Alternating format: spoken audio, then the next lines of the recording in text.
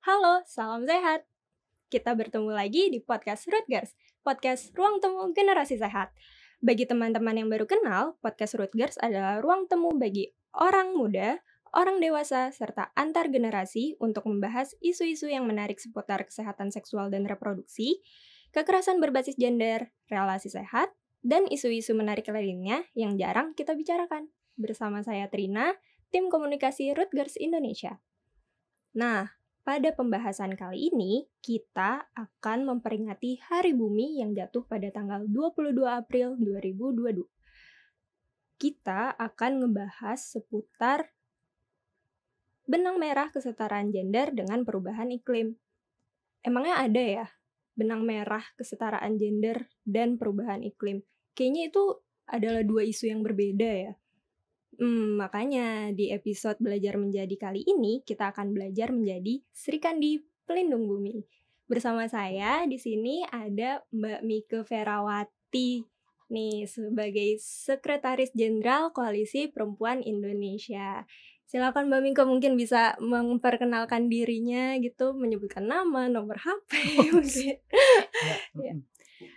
Terima kasih Trina, selamat sore, senang banget ya, kesempatannya untuk ngobrol-ngobrol tentang tadi yang dibilang Trina, apa ada hubungannya, relevansinya, perubahan iklim sama kesetaraan gender. Menarik nih.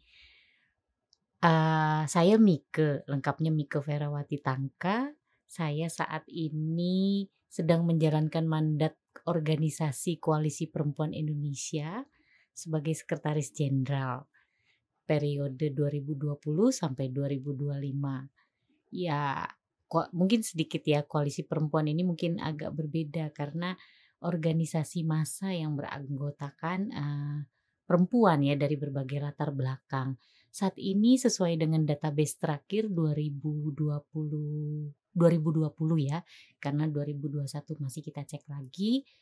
Kita saat ini sudah punya sekitar 46.000 anggota ya di 25 provinsi, dari struktur provinsi sampai dengan desa. Mungkin itu saja dulu.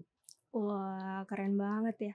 Nah, Mbak Mike, setahu saya nih ya, KPI kan dikenal sebagai organisasi yang memperjuangkan kesetaraan gender dan demokrasi nih, Mbak. Mhm. Emang ada hubungannya ya, Mbak, hubungan isu kesetaraan gender dengan isu lingkungan, terutama Mhm. isu perubahan iklim ini? Boleh, Mbak, mungkin dijelaskan? Oke Trina, menarik ya.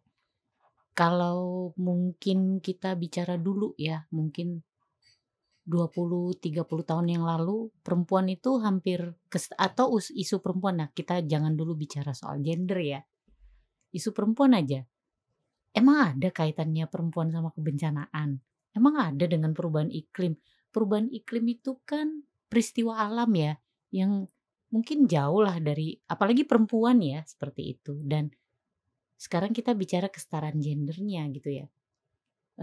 Mungkin semua orang selalu melihat dampak perubahan iklim, kerusakan lingkungan itu dari sisi sisi permukaannya gitu ya. Tetapi tidak dilihat ketika dampak kebencanaan, dampak perubahan iklim itu punya dampak lanjutan. Mmm, Nah, dampak lanjutan inilah yang membuat isu perempuan, kesetaraan gender itu menjadi related dengan perubahan iklim.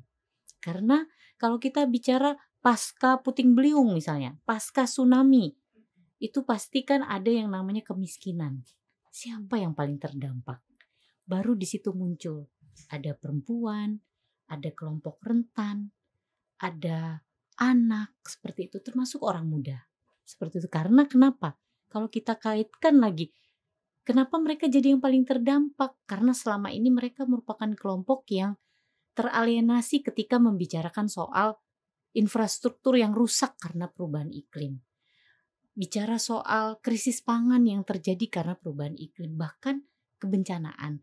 Nggak usah jauh-jauh, bantuannya saja tidak spesifik. Ini juga berangkat ketika itu dikembalikan lagi, kenapa ini gender menjadi related? Yaitu tadi penanganannya, mitigasinya, kebijakan untuk adaptasinya, itu tidak membantu semua kelompok, termasuk kelompok perempuan, orang muda, anak-anak, sampai dengan kelompok rentan ya atau marginal, kita bisa lihat kelompok disabilitas dan yang lain-lainnya. Oh, iya, Mbak, ya. Jadi, sebenarnya perubahan iklim itu tuh dampaknya sangat luas dan sangat Luas ya. besar ya. Jadi, bukan hanya yang bisa langsung kita rasakan saja, tapi Betul. bisa, juga hal yang jauh kita bisa rasakan juga sebenarnya ada nyata gitu dampaknya. Nah, Mbak Mika, adakah pengalaman-pengalaman pribadi mungkin, atau dari individu, dari komunitas yang Mbak Mika temui yang sangat meninggalkan kesan gitu, bahwa perubahan iklim ini tuh sebenarnya sangat dekat hubungannya dengan isu kesetaraan gender? Apakah Mbak Mika bisa menceritakan? Ya, siap. Saya mungkin, sebelum masuk ke pertanyaannya, ini Mhm. bridging dulu ya, karena Oh, tadi iya. kan ngomongnya ada relevansinya, related banget gitu ya, tetapi yang mana sih? Nah, sekarang Bener kita bener bener. boleh lihat ya, contoh perubahan iklim itu kan sesuatu yang proses yang tadinya itu yang tadinya mungkin planet kita itu lebih dingin, ya lebih teratur ya, lebih Mhm mhm. teratur. Musim kalau dulu tuh kita sampai kalau di pelajaran kita SD dulu ya, kalau nggak salah IPA, berapa musim di Indonesia? Macem-macem Mmm, tuh ya, musim mhm. kemarau, musim apa, dan itu jelas bulannya. Mhm. Sekarang 20 tahun bergerak ke sini, musim itu sudah mulai hilang Iya, aturannya. Itu salah satu contohnya. yang sebelumnya yang belakangnya ber Berber itu itu mesti biasanya sekarang hujan hujan. Nah, ya. sekarang itu kalau kita bicara itu aja, kalau kita lihat ke persoalan ini aja ya, masa tanam gitu ya, itu kan pasti kacau banget ya. Kalau misalnya dulu nih, eee, kita sudah bisa menanam padi di bulan ini dan akan panen di bulan ini. Nah, itu bisa Mmm. berubah semua. Belum lagi kalau itu juga harus menghadapi bencana. Apa yang kita buat. Nah, di mana kita melihat sisi gendernya gitu ya. Kalau kita bicara soal pangan, kedaulatan pangan, perempuan itu adalah kelompok yang paling berkontribusi. Mulai dari menyediakan, memastikan, memproduksi, melestarikan. Itu kerjaan perempuan. Tetapi memang ketika itu tidak dilihat dari sisi yang itu tadi ya, kacamata gender atau kesetaraan dan keadilan gender, ini jadi hilang gitu ya. Pekerjaan perempuan dianggap biasa, itu pekerjaan perempuan. Tetapi ketika ini tercerabut karena perubahan iklim, itu akan berdampak bukan hanya perempuan tapi keluarga dan masyarakat kemudian. Misal perubahan iklim itu membuat panas ya, ada misal kayak di NTT ya kan nanti pengalaman ya. Ini membawa yang namanya angin siklon ya, yang itu tuh sangat membuat tanah atau lahan-lahan tani ya, perkebunan itu kering. Mmm. Dan ini jadi akhirnya kan krisis pangan ya, krisis pangan. Sementara, eee, apa ya, perempuan itu tadi, posisinya menyediakan. Nah, ketika perempuan juga tidak setara di dalam proses pangannya pun dan ini dikaitkan dengan perubahan iklim. Nah ini, perempuan tidak dilihat bahwa krisis pangan itu mungkin kalau dilihat semua, ya siapa kalau krisis pangan semuanya lapar gitu ya. Tetapi ketika itu diperhadapkan dengan perempuan, perempuan itu punya tugas yang berbeda. Bagaimana ketika bicara malnutrisi, itu Mmm. ada di pundak perempuan akhirnya. Mhm. Bicara misalnya karena krisis pangan lalu ada stunting misalnya. Itu semua diletakkan kepada perempuan karena itu tadi, Mhm. tugas-tugas itu diletakkan ke bahu perempuan sebagai pembakuan peran. Nah, Mmm. tapi itu tidak dilihat sebagai bagian yang harus disediakan juga ketika menghadapi perubahan iklim. Dampak dari kebencanaan itu hilang, narasi-narasi yang dibuat oleh perempuan, maksudnya situasi kondisi yang dihadapi oleh perempuan, anak, kelompok rentan itu hilang. Karena Mmm. apa? Cara kita membuat kebijakan, cara kita menganalisis masalah itu menghilangkan itu tadi prinsip kesetaraan gender dan inklusi sosial. Mhm. Jadi ketika polisinya kebijakan itu dibuat jadi itu hilang kepentingan-kepentingan, kebutuhan spesifik yang itu sebenarnya dilihat sebagai kebutuhan bersama itu jadi hilang. Karena itu tadi ketika tidak menggunakan analisis gender, maka aspirasi perempuan hilang. Aspirasi kelompok Iya. marginal hilang ketika mereka juga bicara tentang pengalaman yang berbeda ketika mengalami kebencanaan misalnya. Sekarang karena kita sudah giat ya, mitigasi kebencanaan, respon kebencanaan itu harus menggunakan GESI gitu ya, gender equality social inclusive. Karena apa? Nah, ini mulai berubah pada bantuannya.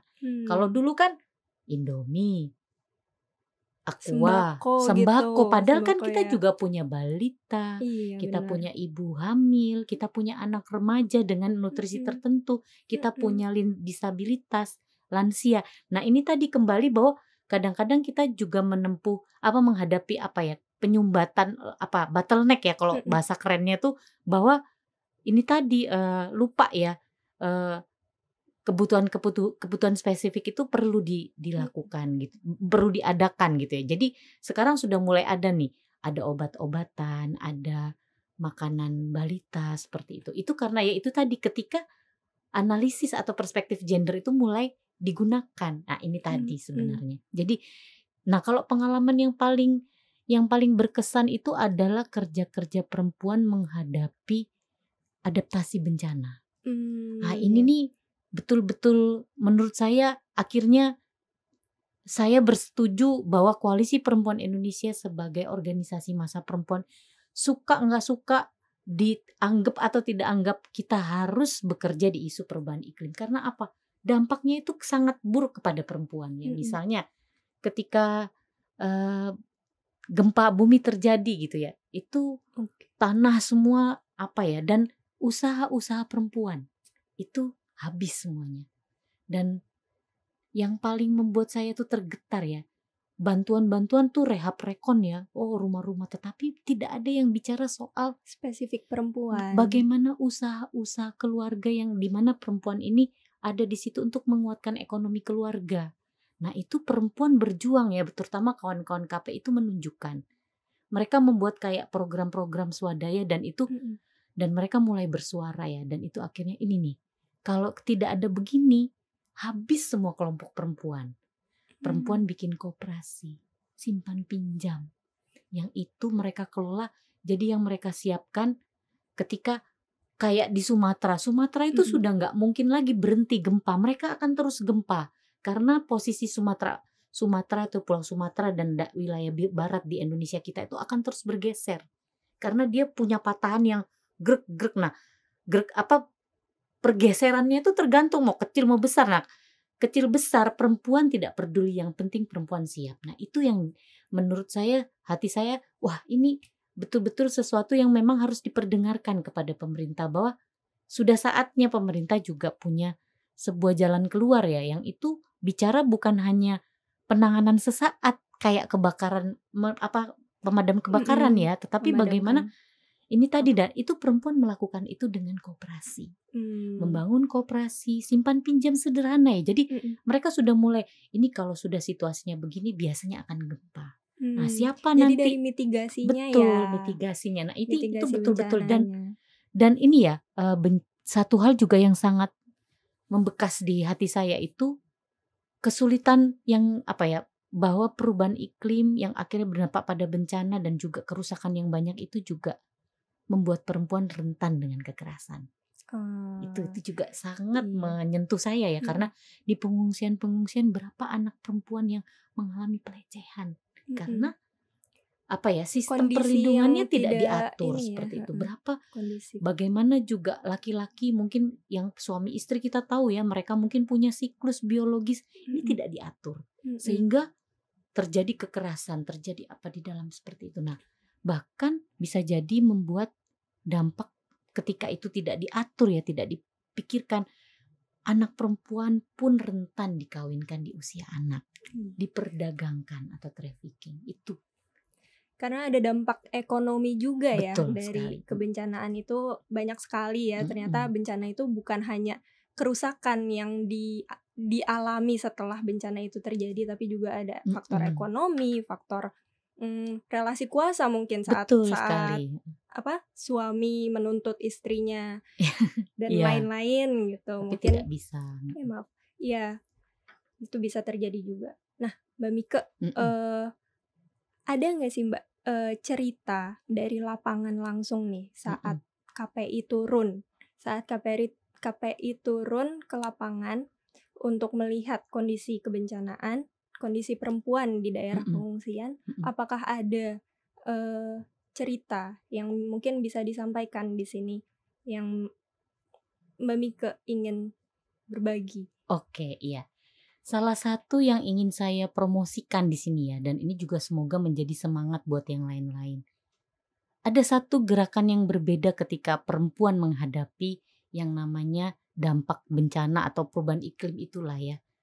Perempuan itu selalu yang membedakan perempuan dengan laki-laki itu mereka punya ethic of care ya, yang itu akhirnya terimplementasi dalam kerja-kerja mereka.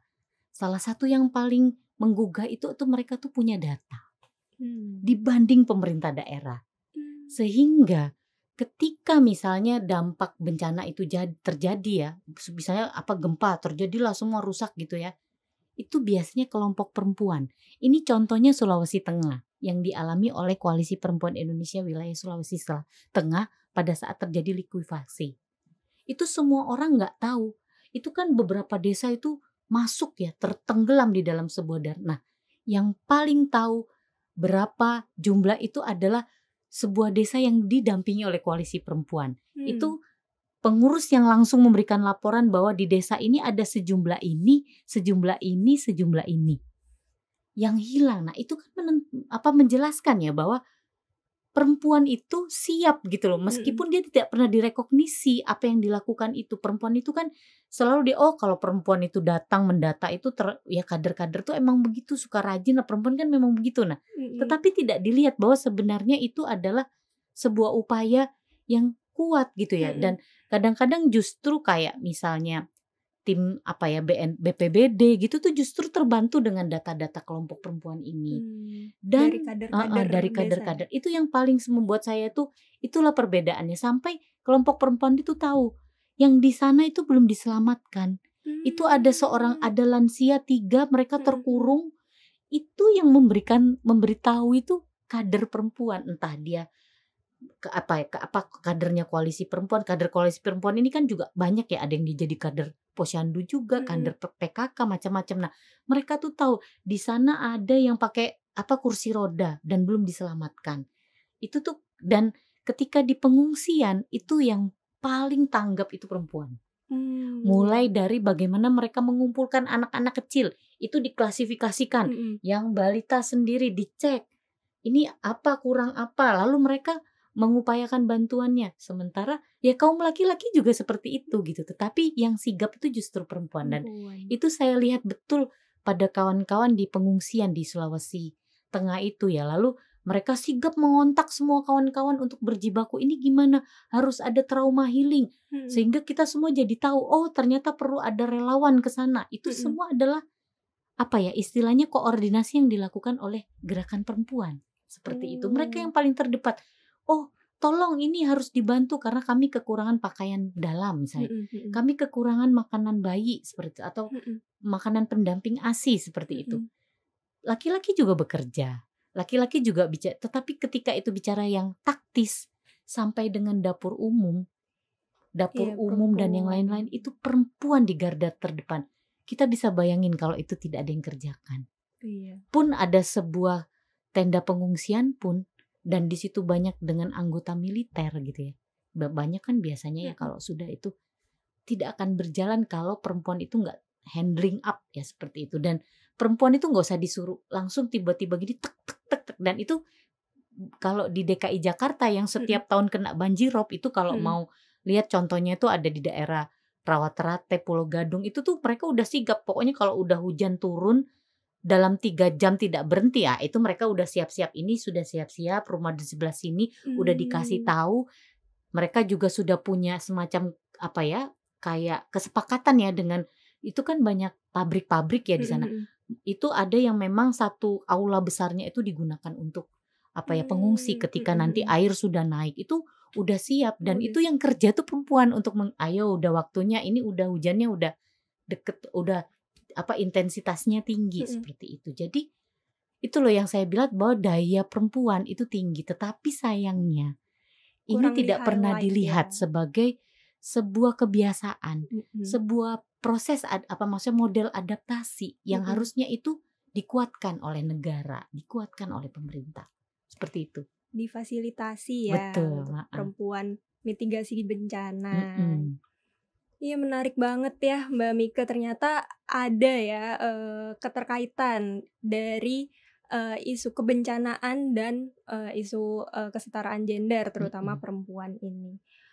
Oke, nah Mbak Mika, mungkin ini agak move on ya dari topik sebelumnya nih, Nggak kan kalau apa-apa. misalnya tadi kan kita lebih banyak membahas tentang perempuan dan Iya. kebencanaan di pengungsian gitu.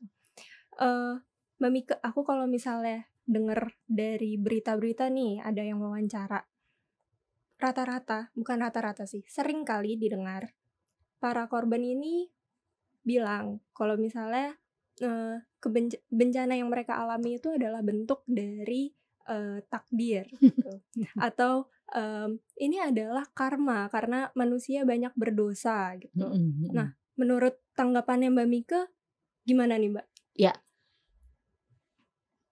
betul sekali ya. Jadi ini yang sebenarnya menjadi, ya kita juga nggak bisa menyalahkan ya, karena meskipun saya nggak punya kapasitas ya, karena bicara soal mengkaitkan ini dengan analisis agama itu tentu punya ini sendiri ya. Tetapi memang faktanya ya, ketika kita bicara soal alam gitu ya, alam semesta itu kan selalu dikaitkan dengan Tuhan ya, seperti itu. Jadi kalau terjadi bencana, terjadi tsunami, gempa, banjir bandang seperti itu diakibatkan oleh Tuhan marah biasanya gitu ya.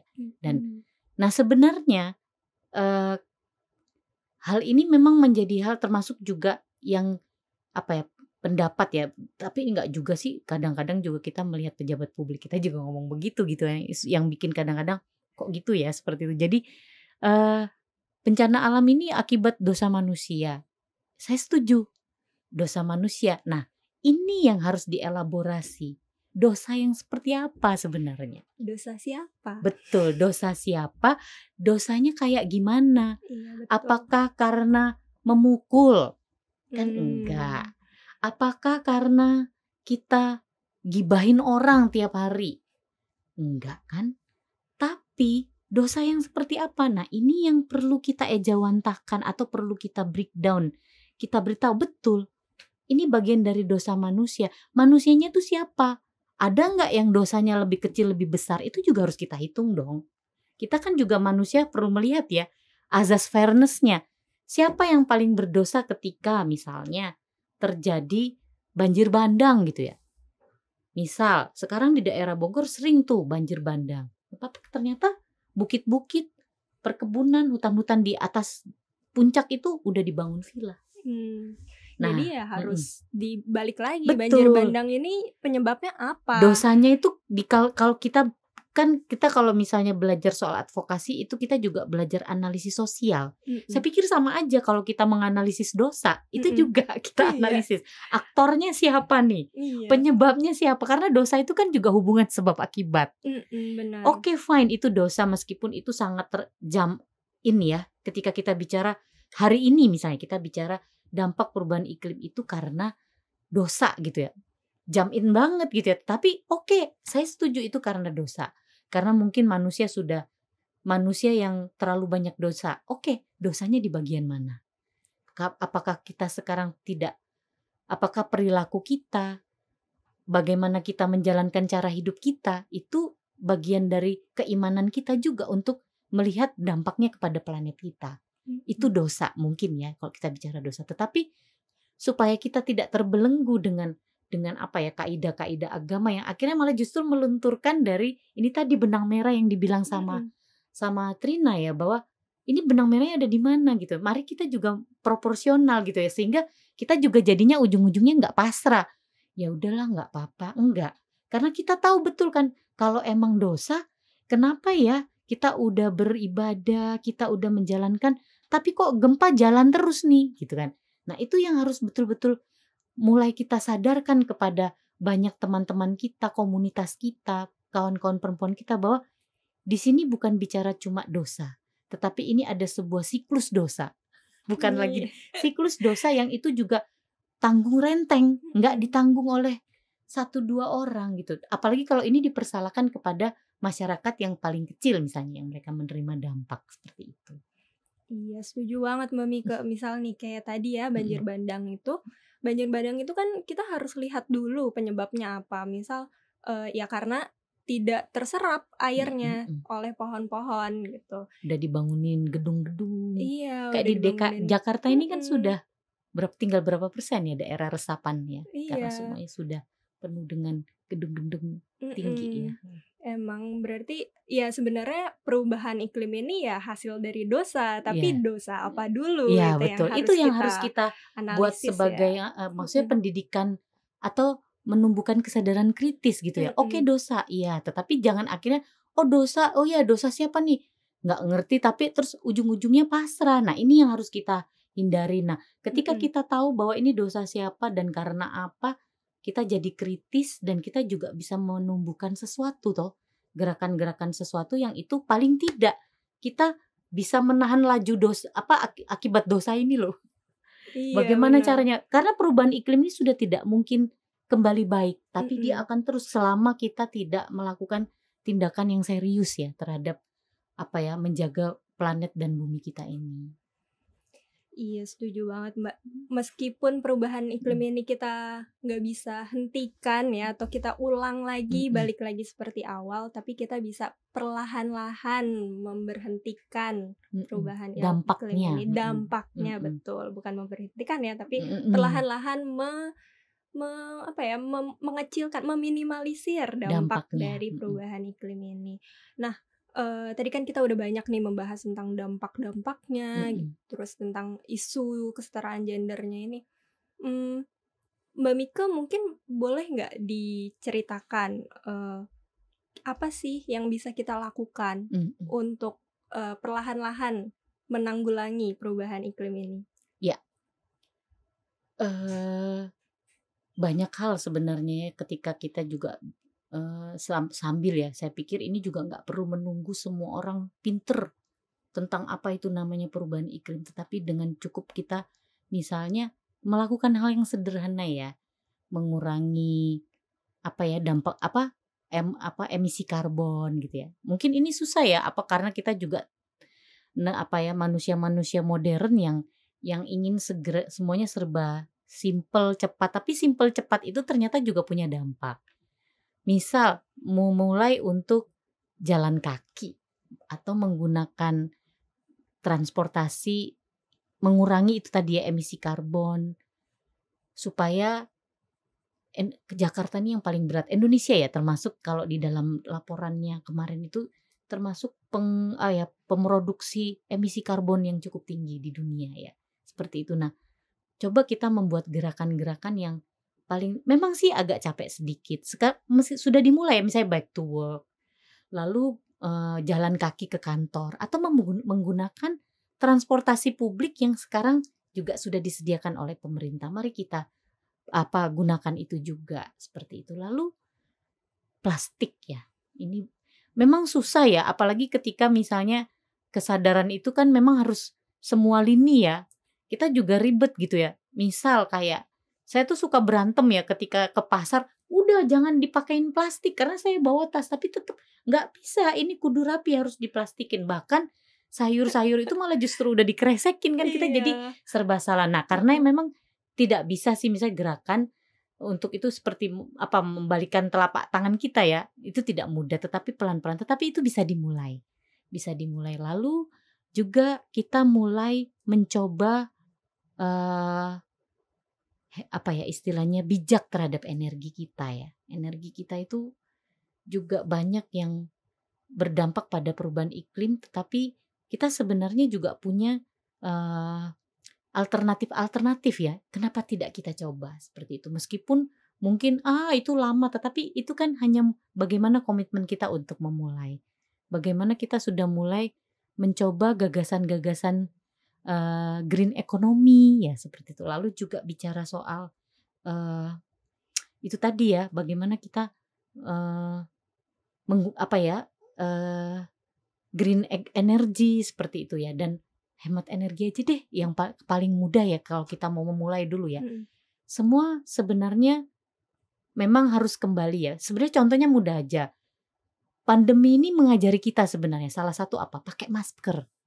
Pakai masker itu kan dimulai dari aduh lupa nih masker gitu. Tetapi sekarang kita karena takut kena COVID itu sudah langsung ini di kepala kita kalau mau keluar pakai masker. Nah, saya pikir juga merubah perilaku kita untuk lebih sayang kepada bumi kita itu juga kepada komitmen yang harus kita tumbuhkan gitu. Jadi jangan ada excuse ya seperti itu. Jadi memulailah bisa aduh kok nggak bawa ini ya, nggak bawa tas belanja ya. Nah, mulailah dengan saya suka pelupa nih. Jadi bagaimana kalau saya selalu sedia tas belanja saya di dalam tas saya atau tas kerja saya. Itu kan kalau memang saya pelupa ya saya prepare seperti itu. Nah, itu kan pola-pola mengatur perilaku kita untuk kita komitmen tadi seperti itu dan jangan excuse, betul.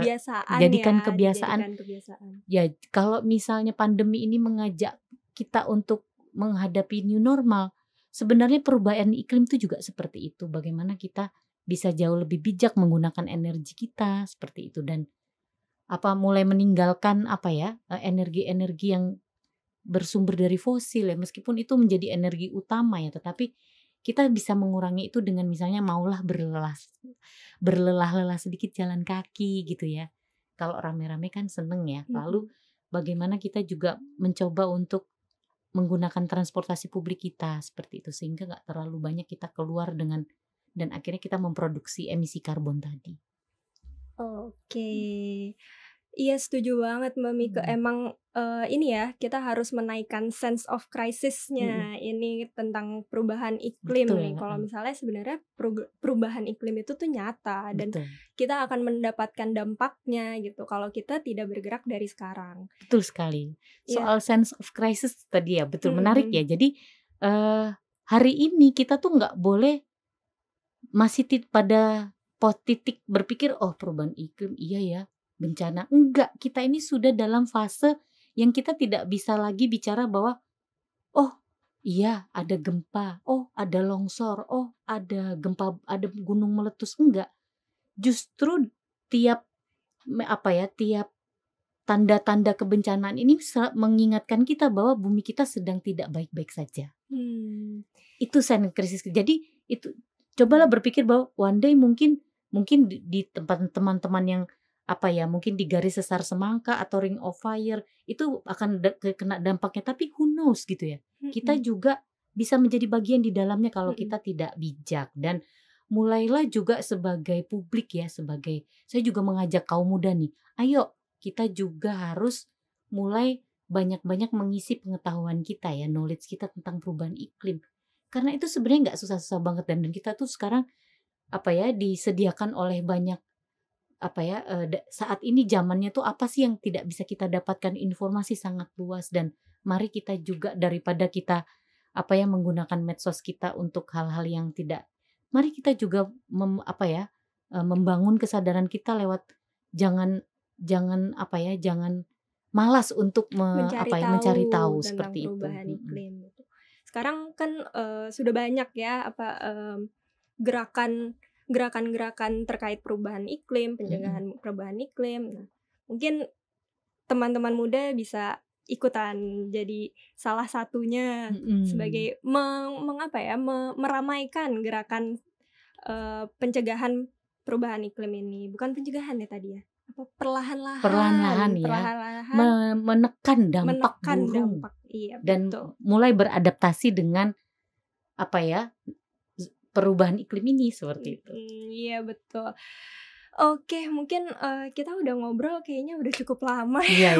Seru ya. Ya seru banget, menarik banget ini tentang benang merah isu kesetaraan gender dengan isu lingkungan ini jarang sekali terdengar soalnya. Oke, mungkin untuk menutup pembicaraan kita kali ini, tadi aku sempat mencatat sedikit nih tentang apa sih yang bisa kita lakukan untuk perlahan-lahan menekan dampak perubahan iklim ini. Yang pertama, ketahui dampaknya. Ketahui dampak dari perubahan iklim.